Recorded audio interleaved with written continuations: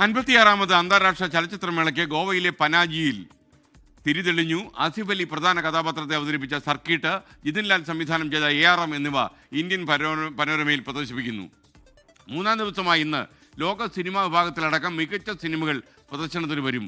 പ്രശസ്ത മാധ്യമപ്രവർത്തകനും നമ്മുടെ 24ന്റെ പ്രത്യേക പ്രതിനിധിയുമായ പറക്കോട് ഉണ്ണികൃഷ്ണൻ പനാജിയിലെ ചലച്ചിത്രോത്സവ വേദിയിൽ നിന്ന് 24നൊപ്പം ടെലിഫോണിൽ ചേരുന്നു. ഗുഡ് മോർണിംഗ് ഉണ്ണികൃഷ്ണൻ, വിവരങ്ങൾ എന്തൊക്കെയാണ്? അവിടെ ജനബാഹുല്യമുണ്ടോ? സിനിമാ പ്രേമികളുടെ തിരക്ക് കൂടുന്നുണ്ടോ?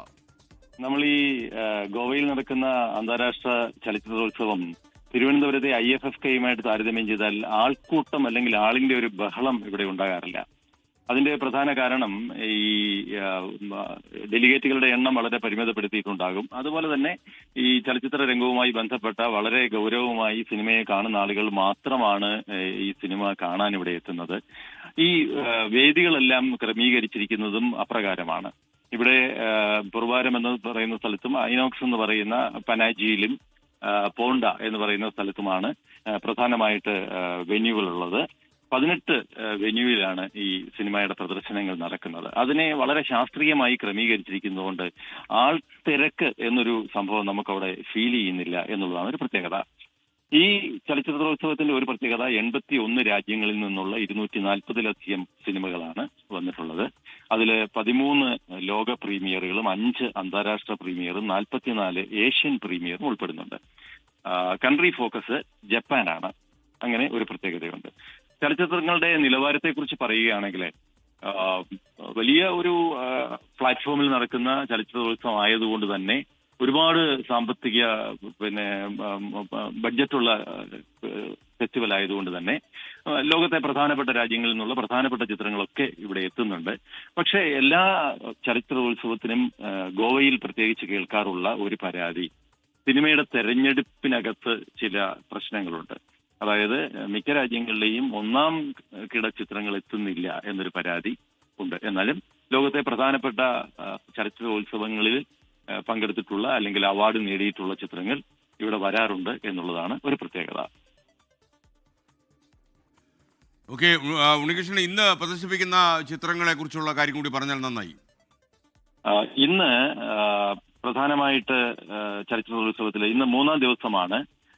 അന്താരാഷ്ട്ര മത്സര വിഭാഗത്തിലെ ജർമ്മൻ സിനിമയായ അമ്രം, ഫാത്തിഫ് അഗിൻ സംവിധാനം ചെയ്ത അമ്രം, ഒരു സ്ലൊവേനിയൻ ചിത്രമുണ്ട് ലിറ്റിൽ ട്രബിൾ ഗേൾസ്, ഇറ്റാലിയൻ ചിത്രമായ മൊസ്കിറ്റോസ് എന്നിവയാണ് ഇന്ന് പ്രധാനപ്പെട്ട ചിത്രമായിട്ട് പ്രദർശനത്തിനെത്തുന്നത്. ഇന്ത്യൻ പനോരമ വിഭാഗത്തില് ശ്രദ്ധേയമായ പല ചിത്രങ്ങളുമുണ്ട്. അതാണ് ഇന്നത്തെ ഒരു പ്രത്യേകത. നേരത്തെ സൂചിപ്പിച്ചതുപോലെ മലയാള സിനിമകൾക്ക് ഒരു പ്രാധാന്യം ഇതിൽ കിട്ടിയിട്ടുണ്ട്. ആസിഫ് അലി നായകനായ സർക്കിട്ട് എന്ന ചിത്രമാണ് സുവർണ മയൂരത്തിനായി ഗോൾഡൻ പീകോക്കിനായി മത്സരിക്കുന്നത്. കൂടാതെ ടൊവിനോ തോമസ് പ്രധാന വേഷം കൈകാര്യം ചെയ്യുന്ന അജയന്റെ 2ാം മോഷണം ARM എന്ന ചിത്രം ഇന്ത്യൻ നവാഗത സംവിധായകർക്കുള്ള പുരസ്കാരത്തിന് വേണ്ടിയാണ് മത്സരിക്കുന്നത്.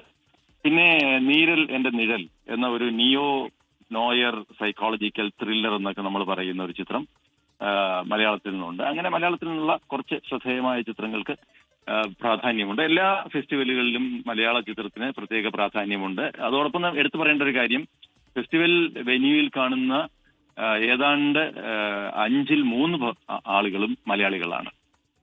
അങ്ങനെ ഒരു പ്രത്യേകത കൂടിയുണ്ട്. മറ്റൊരു സവിശേഷത ഞാൻ ശ്രദ്ധിച്ചത് ഈ ഗോവ ഫിലിം ഫെസ്റ്റിവലിന് വയസ്സായിക്കൊണ്ടിരിക്കുന്നു എന്ന് വേണമെങ്കിൽ പറയാം. കാരണം ഇതിൽ പങ്കെടുക്കുന്ന പ്രതിനിധികൾ ഏതാണ്ട് ഭൂരിപക്ഷവും ഒരു മധ്യവയസ്സ് കഴിഞ്ഞ ആളുകളാണ്. ഇവിടെ തിരുവനന്തപുരത്തെ പ്രത്യേകത എന്ന് പറഞ്ഞാൽ തിരുവനന്തപുരത്ത് ഒരുപാട് ഈ യുവാക്കൾ അല്ലെങ്കിൽ ഈ ജെൻ ഇസഡ് എന്നൊക്കെ പറയുന്ന വിഭാഗത്തിൽപ്പെട്ട ആളുകളുടെ പ്രാതിനിധ്യം വളരെ കൂടുതലാണെങ്കിൽ ഗോവയില് നമ്മൾ സ്ഥിരം കാണുന്ന മുഖങ്ങളാണ് ഇവിടെ എല്ലാ വർഷവും കാണുന്നത്. അങ്ങനത്തെ പ്രത്യേകതയുണ്ട്. എന്തുകൊണ്ടാണ് ഈ വളരെ യുവാക്കളായ ആളുകളുടെ പ്രാതിനിധ്യം ഇതിൽ കുറയുന്നത് എന്നുള്ളത് സംഘാടകരുടെ പര്യാലോചിക്കേണ്ട ഒരു കാര്യമാണെന്ന് എനിക്ക് തോന്നുന്നു. Thank you. പറക്കോട് ഉണ്ണികൃഷ്ണനാണ് ഗോവ പനാജിയിൽ നിന്നും നമുക്കൊപ്പം ചേർന്നത്. ചലച്ചിത്രോത്സവ വേദിയിൽ നിന്നാണ് ഉണ്ണികൃഷ്ണൻ ചേർന്നത്. ലോകത്തെവിടെയായാലും ഏത് സമയത്തും 24 വാർത്തകളും ഓഗ്മെന്റഡ് റിയാലിറ്റി പാക്കേജുകളും എക്സ്പ്ലെയിനറുകളും വിശദമായി കാണാൻ ഞങ്ങളുടെ യൂട്യൂബ് ചാനൽ നിങ്ങൾക്ക് സബ്സ്ക്രൈബ് ചെയ്യാം.